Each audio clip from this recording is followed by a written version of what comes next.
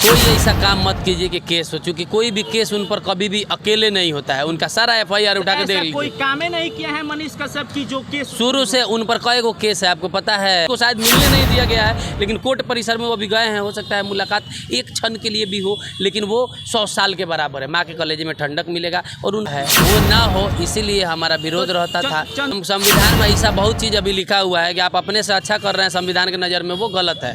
तो उसके लिए आपको पुलिस का सामना करना पड़ा। 5 तारीख डाला गया था, पुलिस से सरकार एक्सपोज हो गया है कि आप जानबूझ के लाना नहीं चाहते हैं। कहीं ना कहीं उनके माँ को तकलीफ देने का प्रयास ही किया जा रहा था कि माँ को इतना तकलीफ दिया जाए कि बेटा इतना टूट जाए कि बाहर निकलने के बाद सरकार के बारे में कुछ ना बोले। अब यहाँ पे कानूनी प्रक्रिया बिल्कुल ठप था, अब आज से शुरू हुआ है। तो जब आज से कानूनी प्रक्रिया शुरू होता है तो निश्चित ही जो है आगे बढ़ेगा तो यही होगा। दुनिया में कोई ऐसा अपराध है जिसके लिए आप जीवन भर जेल में रख सकते हैं? तो आप सरकार हैं, आपके पास पावर का दुरुपयोग करने का पूरा क्षमता है। आप जितना दुरुपयोग कीजिए, लेकिन आप कोर्ट से ऊपर नहीं है। आखिर आज लाना पड़ा।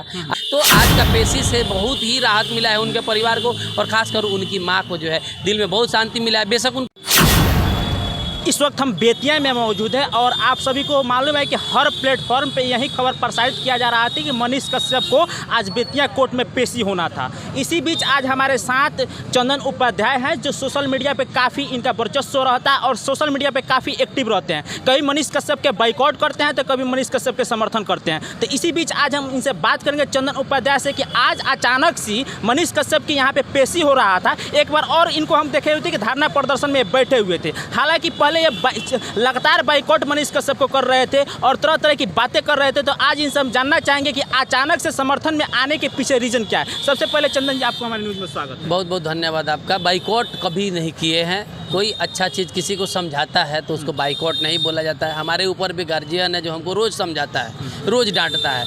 वैसे ही आज केस मुकदमा जो हुआ है वो ना हो, इसीलिए हमारा विरोध रहता था। चंदन जी, अब देखिए, आप समझा रहे थे मनीष कश्यप को, आप समझा रहे थे कोई ऐसा काम मत कीजिए कि केस हो, चूँकि कोई भी केस उन पर कभी भी अकेले नहीं होता है। उनका सारा FIR उठा के देख लीजिए। कोई काम नहीं किया है मनीष कश्यप की जो केस शुरू से उन पर कई गो केस है, आपको पता है। 20 से ऊपर केस है। तमिलनाडु वाला केस ना 1 2 4 गो इधर हुआ है, पहले से बहुत केस है। चंपारण का बहुत सारा केस अभी है। बेतिया में चंपारण के मामला में ही वो आए हुए हैं। आज तो गलत करते मनीष कश्यप, आज गलत किए होते तो बिहार के तमाम ऐसे लोग उनके पीछे नहीं होता। बिहार कौन के अदर राज्य के लोग देखिए बिहार का बात नहीं है। गलत सही क्या है, आपका संविधान में ऐसा बहुत चीज़ अभी लिखा हुआ है कि आप अपने से अच्छा कर रहे हैं संविधान की नज़र में, वो गलत है। तो उसके लिए आपको पुलिस का सामना करना पड़ सकता है। और रहा सवाल समर्थन का, तो हमारा पारिवारिक रिश्ता है। हम तो कोई उनके फॉलोअर्स या समर्थक है नहीं, या हम खुद मीडिया वाले हैं नहीं कि उनका विरोध करते हैं, कभी सपोर्ट करके न्यूज़ बनाते हैं। तो हम उनके पारिवारिक रिलेटिव हैं, पारिवारिक दोस्ती है उनका, उनके घर आना जाना है।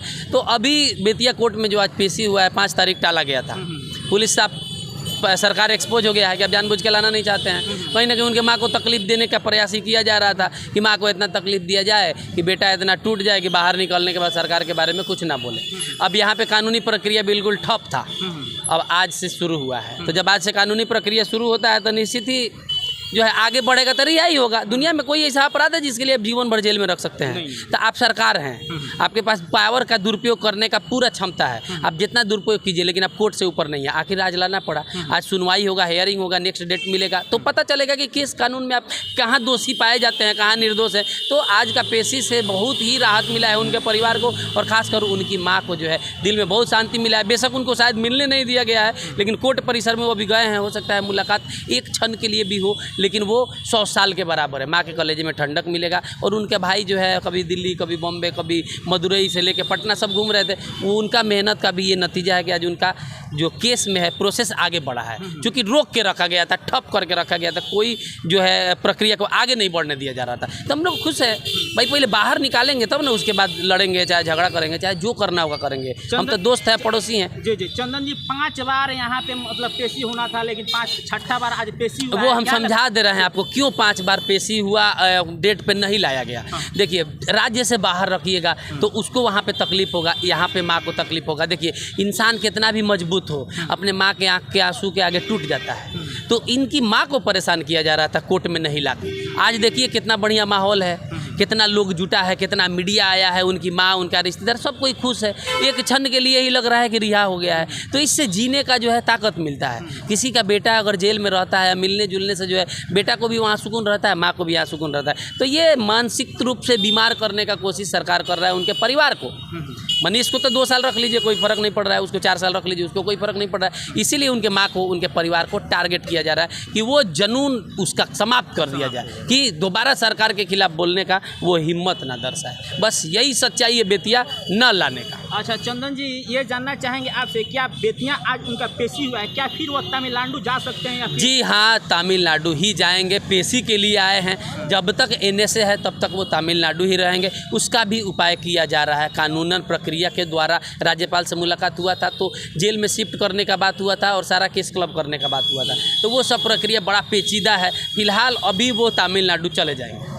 तो अभी आप देख रहे थे बेतिया से चंदन उपाध्याय जी मेरे साथ थे और तमाम ऐसे प्रश्नों पे इनके द्वारा बेबाकी अंदाज में जवाब दिया गया। तो बने रहे ऐसे तमाम खबरों को देखने के लिए हमारे पब्लिक टाइम न्यूज़ के माध्यम से। अगर फेसबुक पे पहली बार देख रहे हैं तो फॉलो करें और यूट्यूब पे देख रहे हैं तो सब्सक्राइब करें। लेना चाहूँगा अलविदा। जय हिंद, जय भारत।